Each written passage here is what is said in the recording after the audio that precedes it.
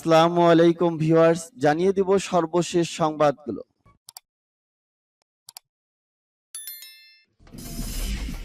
সংবাদের শুরুতেই জানিয়ে দিব সংবাদ শিরোনাম। ইসরায়েলকে কঠোর হুঁশিয়ারি সাবেক রুশ প্রেসিডেন্টের। ইউক্রেনের উপর আরও হামলা, লক্ষ্য জ্বালানি স্থাপনা। উত্তর পশ্চিম সিরিয়ার এক শহরে আবারও সংঘর্ষ।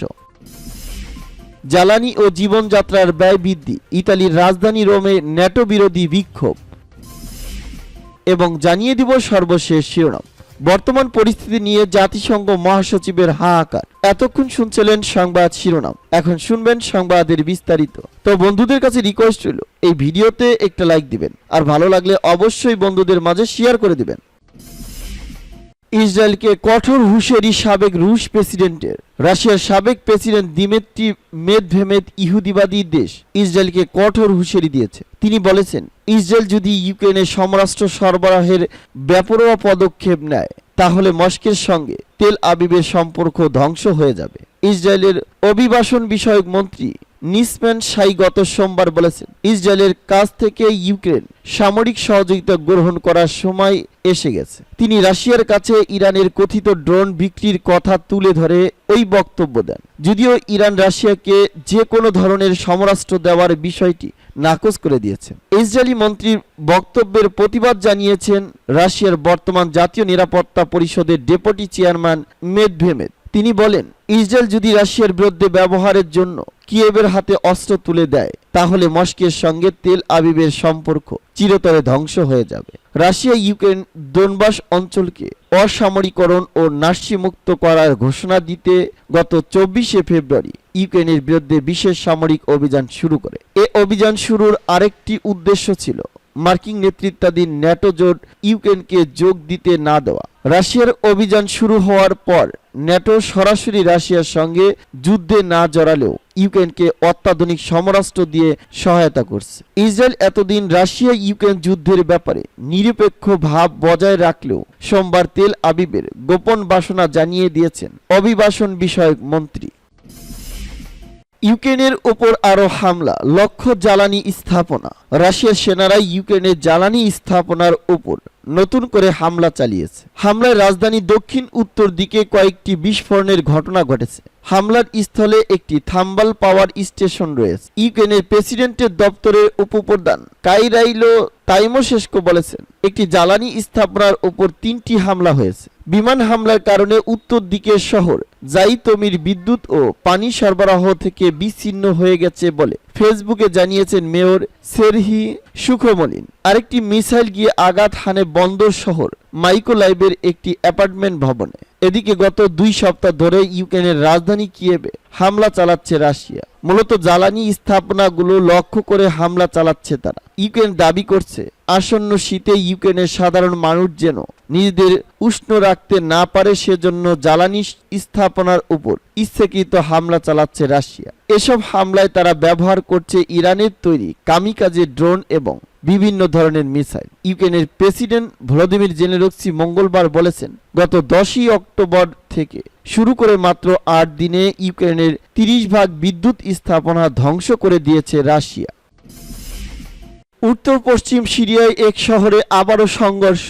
একটি শক্তিশালী ইসলামী গোষ্ঠী তুর্কি সমর্থিত মিলিশিয়াদের কাছ থেকে উত্তর পশ্চিম সিরিয়ার একটি শহর দখল করার কয়েকদিন পর সেখানে ও তার আশেপাশের এলাকায় আবারও সংঘর্ষ শুরু হয়েছে। স্থানীয় একটি সূত্র জানায়, সোমবার আফরিন শহর ও তার আশেপাশের এলাকায় হায়াত তাহরিব আল শাম উগ্র গোষ্ঠী এবং থার্ড লিজিয়ান বা আল শামিয়া ফ্রন্ট নামে একটি পরিচিতি তুর্কি সমর্থিত সশস্ত্র গোষ্ঠীর মধ্যে ভয়াবহ সংঘর্ষ শুরু হয়। এইচটিএস একটি প্রধান ইসলামপন্থী গোষ্ঠী যারা উত্তর পশ্চিম সিরিয়ার ইদলিব প্রদেশের বেশিরভাগ নিয়ন্ত্রণ করে। পূর্বে তারা আল নুসরা ফ্রন্ট নামে পরিচিত। 2018 সাল পর্যন্ত এই গোষ্ঠীটি সিরিয়ায় আল কায়দার প্রধান সহযোগী ছিল। তারপর তারা আনুষ্ঠানিকভাবে বৈশ্বিক উগ্রবাদী সংগঠনটির সাথে সম্পর্ক ছিন্ন করে যুক্তরাষ্ট্র এইচটিএসকে উগ্রবাদী সংগঠন হিসেবে ঘোষণা করছে। অবজারভেটিভ জানায়, সোমবার সংঘর্ষ চলাকালীন এইচটিএস যোদ্ধারা কাছের শহর আজাজের কাছাকাছি আরেকটি গ্রামের নিয়ন্ত্রণ নিতে সক্ষম হয়। স্থানীয় সংবাদ প্রতিবেদনে বলা হয়েছে, লড়াইয়ে উভয় পক্ষের বেশ কয়েকজন নিহত হয়েছে। নিরাপত্তার কারণে পরিচয় প্রকাশে অনিচ্ছুক আরেকটি সূত্র বলছে, চলমান লড়াইয়ের ফলে আফরিন ও আজাজের মধ্যে প্রধান সড়ক বন্ধ হয়ে গেছে। যেসব স্থানীয় বাসিন্দা সহিংসতা থেকে বাঁচতে চায় তাদের বাড়িঘর ছেড়ে যেতে বাধা দিয়েছে। যদিও অধিকার গোষ্ঠীগুলো আফরিন তুর্কি সমর্থিত গোষ্ঠীগুলোকে বেসামরিক নাগরিকদের বিরুদ্ধে অধিকার লঙ্ঘনের জন্য অভিযুক্ত করেছে। তারা আশঙ্কা করছে শহরটিতে HTS এর দখলদারিত্ব স্থায়ীদের জন্য পরিস্থিতি আরো খারাপ করে তুলতে পারে। আফরিনে মানবাধিকার সংস্থা বলছে, HTS এর আফরিন দখলের পরপরই উগ্রবাদী গোষ্ঠীটি স্থানীয় জনগণের ওপর কঠোর বিধিনিষেধ আরোপ করে, যার মধ্যে নারীদের ওপর একটি ইসলামিক পোশাক বাধ্যতামূলক ছিল।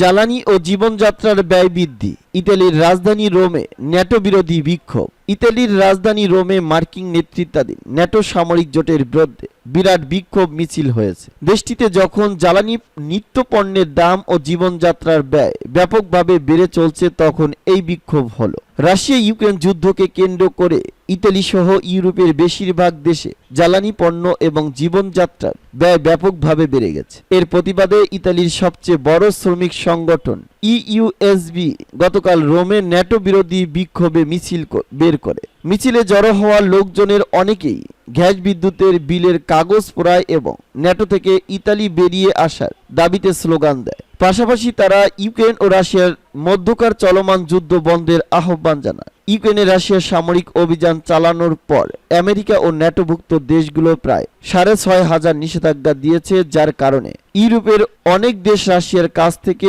তেল গ্যাস কিনতে পারছে না। এতে স্বাভাবিকভাবেই ইউরোপের দেশগুলোতে জ্বালানি সংকট দেখা দিয়েছে এবং মূল্য বেড়েছে বহুগুণ।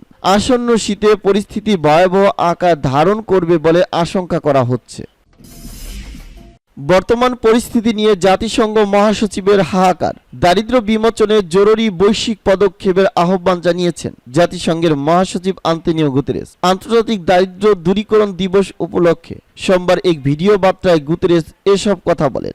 বর্তমান বৈশ্বিক সংকটময় পরিস্থিতি প্রসঙ্গে তিনি বলেন, আন্তর্জাতিক দারিদ্র্য দূরীকরণ দিবস পালনের এই সময় একটি কঠিন সত্যের মুখোমুখি আমরা, তা হলো বিশ্ব পিছনের দিকে যাচ্ছে। গুতেরেস বলেন, কোভিড-19 বিশ্বের লাখ লাখ লোককে দারিদ্রতার দিকে ঠেলে দিয়েছে। কষ্টার্জিত অগ্রগতি 4 বছরেরও বেশি সময় পেরিয়ে গেছে। বৈষম্য বেড়ে গেছে, চাকরি হারানো, খাদ্য ও জ্বালানির আকাশচুম্বী দাম এবং আসন্ন বৈশ্বিক মন্দার কারণে জাতীয় ও পরিবারের আয় ক্ষতিগ্রস্ত হয়েছে। তিনি বলেন, একই সঙ্গে জলবায়ু পরিবর্তন ও ইউক্রেন যুদ্ধের কারণে ব্যাপক দুর্ভোগের সৃষ্টি হয়েছে। দরিদ্র লোকজনকে এ ধকল সহ্য করতে হচ্ছে।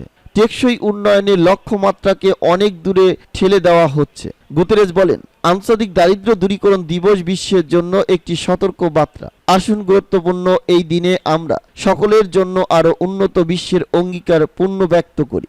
জাতিসংঘ সাধারণ পরিষদের সভাপতি কাসাবা করসি দিবসটি উপলক্ষে বলেন, দারিদ্র্য দূরীকরণ লক্ষ্য অর্জনের জন্য আমাদের অবশ্যই ইউক্রেন সহ বিশ্বের সব জায়গায় যুদ্ধ সংঘাত বন্ধ করতে হবে। একই সঙ্গে তিনি দারিদ্র্য নির্মূলে বিজ্ঞানের উপর নির্ভর করার বিষয়ে গুরুত্ব আরোপ করেন। তিনি বলেন, আমাদের সিদ্ধান্তগুলো বিজ্ঞান কেন্দ্রিক হলে তা প্রমাণ ভিত্তিক সমাধান দিবে। আসুন বিজ্ঞান ও প্রযুক্তির জ্ঞানকে কাজে লাগিয়ে আমরা পৃথিবী থেকে দারিদ্র্য নির্মূল করি।